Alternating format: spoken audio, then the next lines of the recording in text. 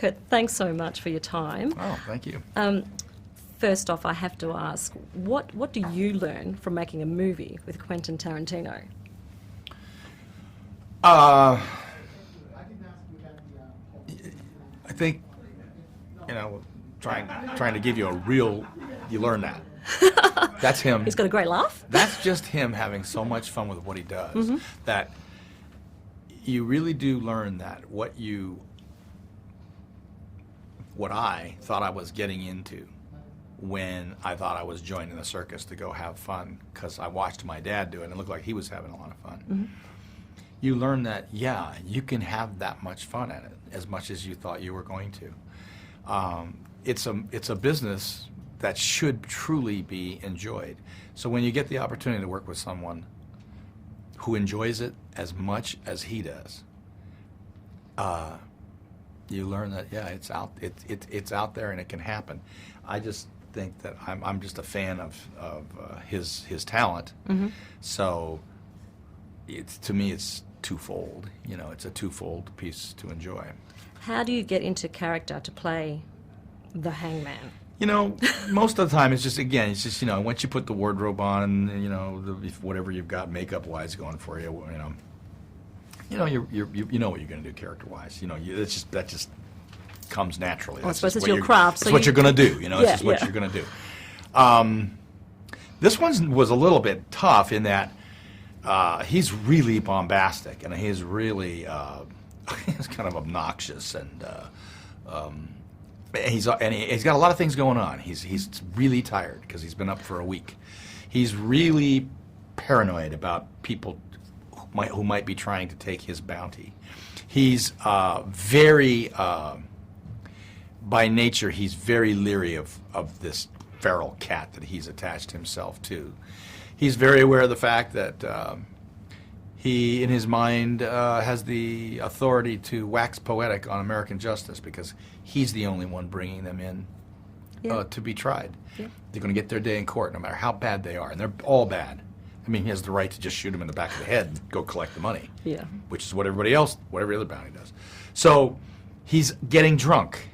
He's fired up on coffee. He's getting to the point where you don't know, as Sam's character finally says, you sure you're just not being paranoid? Yeah. It's like, and nobody wants to set him off because he's a really rough he's guy. Pretty scary. Yeah, I mean, he'll pretty much do anything to anybody, and he's at the end of the day, he's very dangerous. I mean, you don't want to mess with him the wrong way. The Hateful Eight, is it too violent? Well, not for my taste. I think that it reminds me of The Thing. When The Thing came out, when John Carpenter did that movie, and I was working on it with him and having a great time, like this. He had a horrific monster in that, and when it first came out, it was tough for people to get past that monster, but it was really a story about paranoia. Yeah. 12 men and paranoia. And this, like that, is about that kind of stuff. It's about America post-Civil War. It's about the paranoia in that room with that particular subject matter going on. And I think that the question now is it reminds me of being asked about the horrific monster. Yeah, the monster was horrific. Yeah, it's violent. Yeah. Do I think that 20 years from now violence will be what we see in this? No.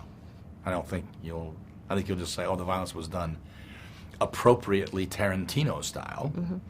So that for me it's entertaining. But it's entertaining now, but I'm watching it from the inside. I'm already one of the people who is creating the tone, one of the characters that's creating the tone for the movie.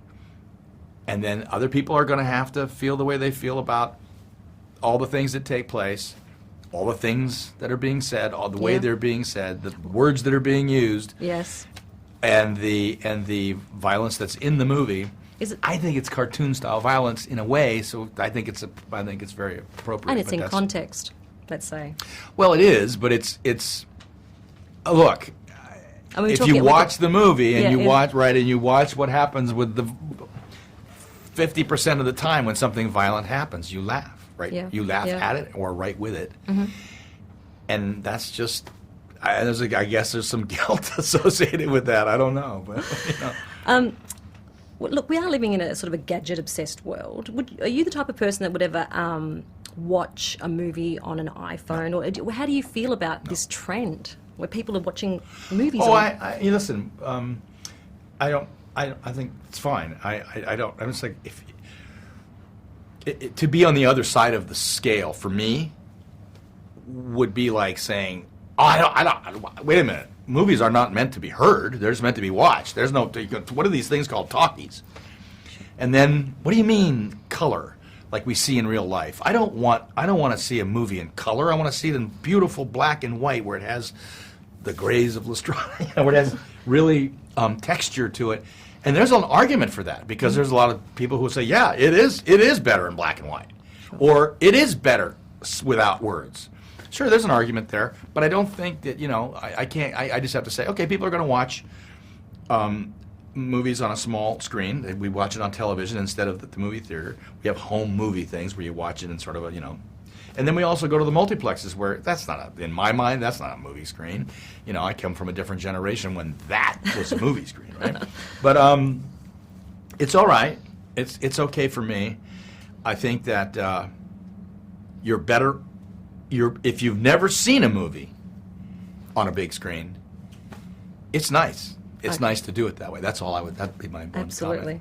comment. I've got to mention this because some people might mention it because it's a quirky fact or whatever, but I'm mentioning it because I'm an absolute avid Elvis fan. So you have touched Elvis, so I have to bring it up. Memories of, I know you're a kid, but a little reflection on Elvis Presley. He was two things. He was my first brush with celebrity. I didn't know what celebrity was. Didn't ever think. It never had been brought to my attention. The first time he came on the set, we were in Seattle at the World's Fair, and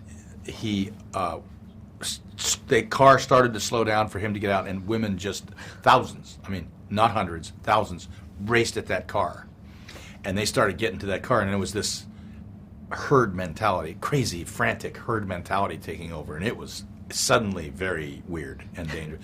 And boy, they backed that car out of there, and he had to come in a different way. Yeah. And I thought, what's going on? What's happening? And it was like, well, that's Elvis coming in. They're gonna have to get some more cops here. And that was my first thing. The other thing was that I was 10 years old, and he was just really nice to me. Yeah, I was a 10-year-old kid, and he was just really nice to me, and he was a nice person. He was 27 years old then, so I just remembered as a really nice guy. I have to say, and in all sincerity, a lot of Australians don't understand Americans' relationship with guns, and I know that you have a very strong position on that. Can I ask you if you can, I don't know if it's possible, to explain what is that relationship? Why do Americans feel so strongly? Here's the thing. Some don't. When America was born, the founding fathers had come from a situation where they said we're never gonna be finding our citizens in a situation where they cannot protect themselves from intruders, offenders, or their government, because there's never been a country in the history of the world that its citizens didn't have to protect itself from its own government, and vice versa, a government that didn't have to protect itself from its citizens. Here's the Hateful Eight, which is our Civil War, right after our Civil War. Well, for those guys in the Civil War, on the other side, they looked at it as defending themselves. Mm-hmm. So they would have never had that opportunity. So I look at the Founding Fathers as the people that I say, what was America? What was the intent? And I happen to agree with them, so I still think that we all should have the right to defend ourselves. It's that simple for me. Okay. And the Mo, real? And everybody should have the right to grow a mustache that is 80 feet wide on 70 millimeter. I love it. That's a crazy stash.